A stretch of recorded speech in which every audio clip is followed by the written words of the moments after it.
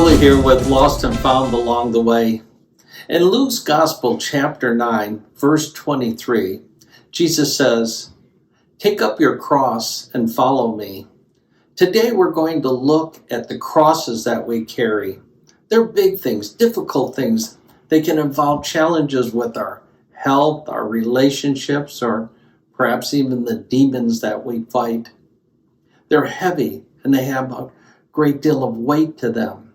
But there's another element to our crosses that we carry, and it's the wait time before God answers them. We could pray days, weeks, months, even years waiting for an answer. In this video, we will hear the faith story of two friends who have shared a precious gift, the donation of a donor's liver. Their crosses and the weight they carry became a matter of life or death. Their story will bless you.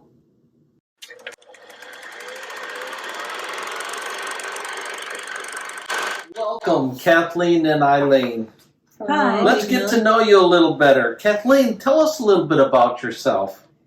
Well, I'm a married mother. I have two kids. They're both teenagers. One's 18 and one's 15. Live in Chicago. And I'm a physical therapist. I work with babies in their home. Haven't been working now for a little while, but I'm looking forward to getting back to that. And I've had some hard times recently and some really good times too. Oh, wonderful having you.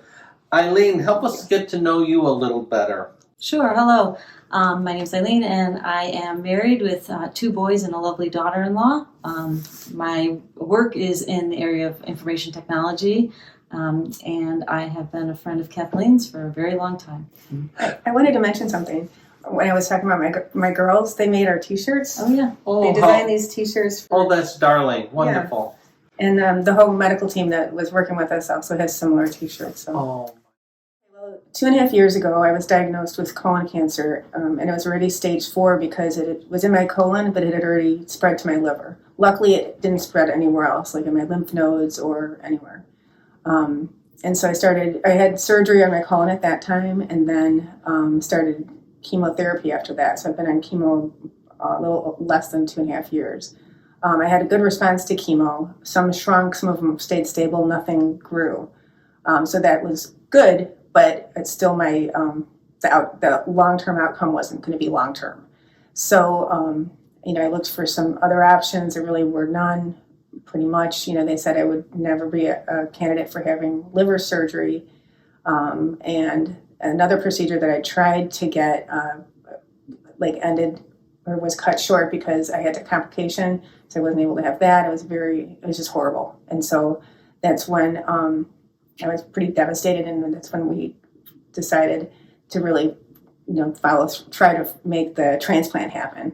From the very beginning, when I was diagnosed, one of my sisters said, "Oh, you can have my liver." And so I told my oncologist, and I think he thought he was just like, okay.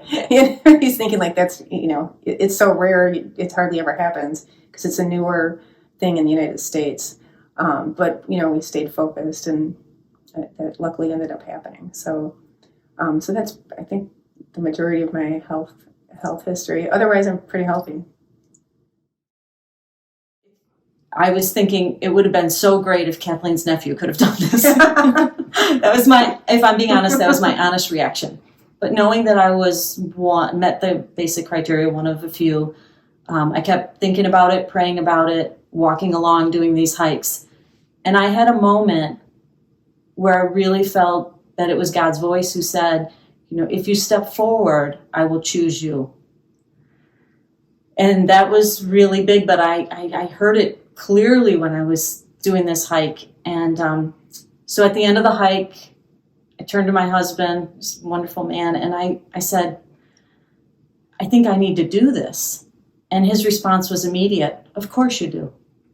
And so I knew he was with me 100% right from the start. One of the scripture verses that went through my mind as I was discerning was Ephesians 2:10, and that really has to do with how God created us for a life of good deeds, which He has already prepared for us.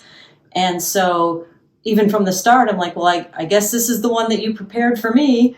And so the advice that I would give is that we are all created to help one another, to help by giving, to help by asking and receiving, because we give and receive to each other. What I really would like to say is how grateful I am for everything Eileen's done for my family and I, and I don't think that I would be here if it wasn't for her. No, we're almost like an old married couple. I don't know. She likes to say she keeps me right near her heart. Right. So I love that.